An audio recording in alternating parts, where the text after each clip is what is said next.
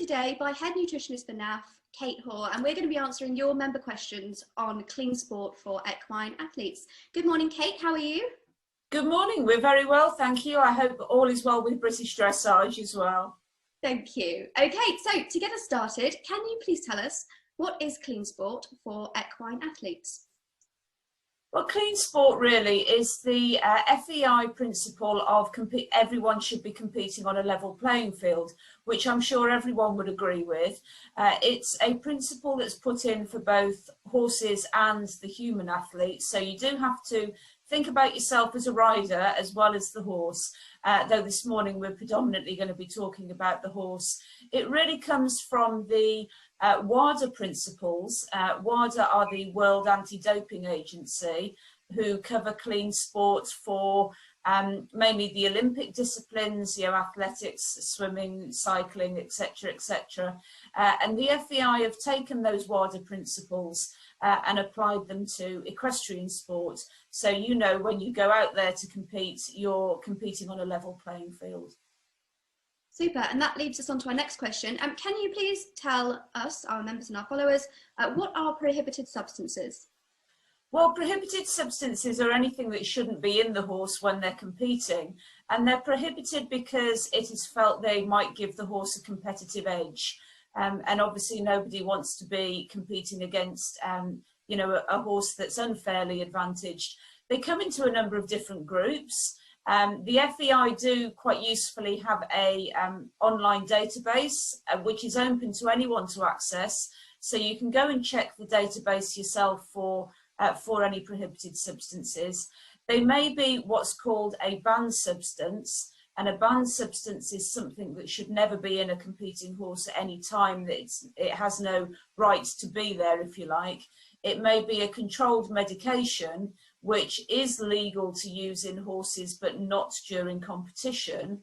So that's something you'd need to make sure check with your vet. And it may be something like a naturally occurring prohibited substance or accidental contamination that has got into the horse unwittingly. And that's where we come into it with feed, including feed supplements. That's really interesting. And for those of us who aren't professionals, who ride our horses as a hobby, who take part in dressage competitions as a hobby, can you tell us how clean sport is relevant to our everyday training and competing? I think it's relevant in a couple of different ways, to be honest. The most sort of obvious direct relevance is that just because you're not a professional doesn't mean you won't get tested. So testing can occur at any affiliated competition. You could go down to a midweek Wednesday evening local affiliated competition, and you could get there and find that there's a testing van from British Equestrian with no warning. So, that very direct testing is applicable to all riders and horses. I think on the other side, and perhaps the side I like to think about it more, is that if you're applying clean sports to the principles of feeding and caring for your horse, then really you are applying best practice. So you know that you're choosing good quality products, you know that the feed is being produced to a high standard and medication is being controlled appropriately. So I think it's good practice for any horse, but for any competing horse, professional or amateur, there's a very definite relevance. And that leads us really nicely onto our next question. What would be your 3 top tips for clean sport best practice? Well, when it comes to feed, including feed supplements, because supplements are really just a specialised type of feed, we would strongly recommend that you look for products that are Beta NOPS accredited. Beta obviously being the Equestrian Trade Association. Just over 10 years ago now, they brought in what's called the NOPS audit, looking for naturally occurring prohibited substances. And those might be things like very everyday issues like caffeine from your cup of coffee in the feed room, which you shouldn't be doing, by the way, theobromine and such like, hordenine. So all sorts of things that can occur naturally. And that's what the NOPS audit is designed to control. So very definitely look for Beta NOPS accredited for feed and supplements. My second tip, which kind of is related to that, would be to be very wary of any product that is offering you a 100% guarantee. If you see guaranteed safe to compete on, absolutely guaranteed no banned substances, then I would be very, very wary of that product. You will never see a beta NOPS feed or supplement carrying a guarantee because it simply isn't practical to do so. The nature of contamination is that there is always a risk, no matter how small that risk. And my feeling is a manufacturer who blatantly offers a 100% guarantee, then frankly that manufacturer doesn't understand the risks. And if they don't understand the risks, they're more likely to actually end up with a positive test. So look for beta NOPS, be very wary of any 100% guaranteed claims type on packaging. And I think that the last top tip would be to make sure you have a yard policy in place and make sure that you're taking your responsibility for clean sport seriously as well. Super. And we touched on it briefly a little bit earlier on. Like you say, the possibility for all of us to be tested while we're out and about is quite likely, whether you're a professional or an amateur. Could you please tell us when and how testing occurs? Well, testing can occur, as I said, at any affiliated competition. It is more likely at the premium events, but it can occur at any affiliated competition.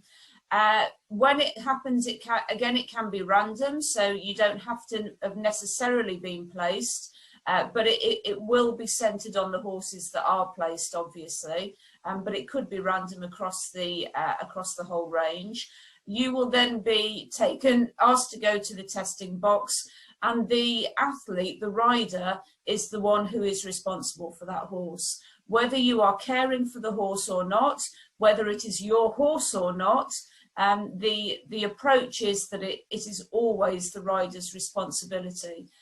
The governing authorities, such as the FEI, may also include your support team. They may want to talk to your vet or to your trainer or whoever, but they will definitely want to talk to you. The testing kit is provided by the FEI, and it's a standardised kit, so you know that wherever you're tested, you will be tested in exactly the same way. The urine or blood samples taken will be sent to authorised laboratories, so testing is done under very controlled procedures. If you get a positive A test, then the test will be repeated, and a positive B test is when it will be treated as a positive, and the processes will then kick in with the investigation. Brilliant. It's really good to be aware of these things. And moving on to our next one, our followers and members submitted their questions on our social media.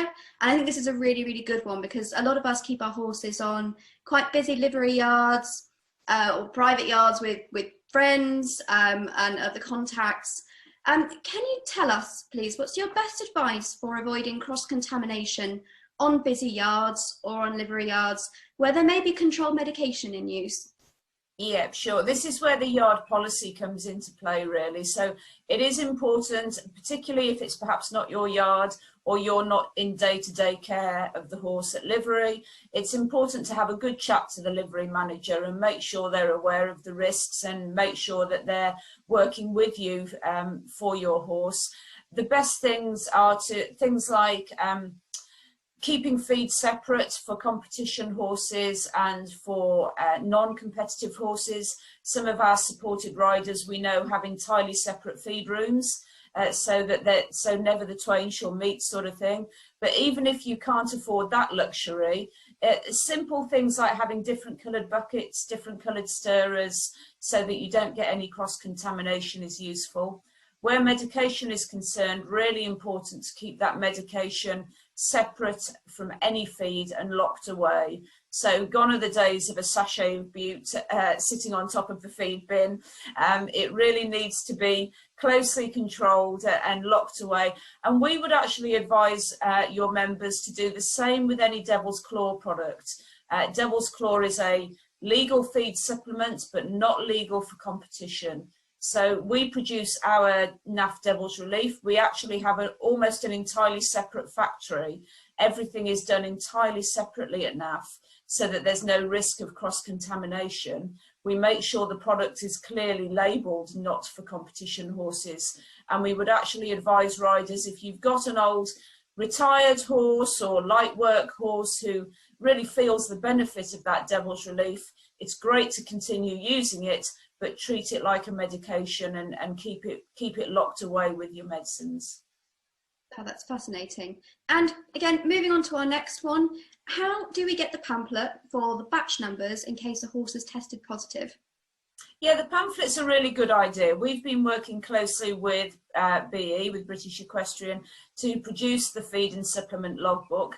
And the idea is that it mirrors your medication logbook. So it's a principle that your members will be very well aware of anyway, just to keep a good record, what horse is on what product and the batch of that product for both feed and supplements. You can get it very easily by contacting us.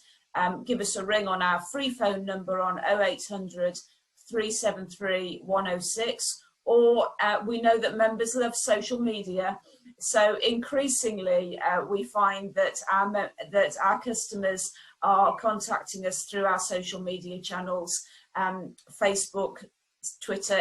I only really understand Facebook, but I believe we're on Instagram and Twitter as well. I think that shows how old I am. And we're now on LinkedIn as well. So any of the social media channels, do just get hold of us and we'll send that out. And the importance of that is that BE and the FEI, if you were unfortunate to get one of those accidental contamination issues, they do take account of due diligence. You know, as I said, contamination can happen. Thankfully, in our history, we've never had one, but they can happen. So and if you can go to the FEI and say, well, look, I chose the right products, I've kept a good record, I've got all the batch numbers, then they will realise that actually you were doing your best and it was an unfortunate accident. It will also really help the manufacturer to be able to go back to their retained batch samples and do their testing as well. So it is a really good idea to use that feed and supplement logbook if you can. Brilliant. I think that's really good advice. Thank you. And our final question, we had 2 requests for FEI legal or not. The first one is polos and the second one is pseudocreme. Yeah, those are the 2 that we quite often get asked about as well. And we do get asked all other sorts of products as well. The simple answer is I can't really tell you. Because obviously I'm not manufacturing that product. So I don't know exactly what's in either of those products. You know, the polos, it's quite possible that there may be some additives that aren't listed on the packaging, and pseudocreme as well. Applications certainly don't require a full ingredient listing on their labels. And to be fair to those manufacturers, they are not designing their product with competition athletes in mind. So there is every chance that they could be using something that isn't suitable. And we know that applications are just as important as feed. There have been some very high profile cases of positive tests that have been associated with applications right up to the Olympic level. So we would advise caution with applications.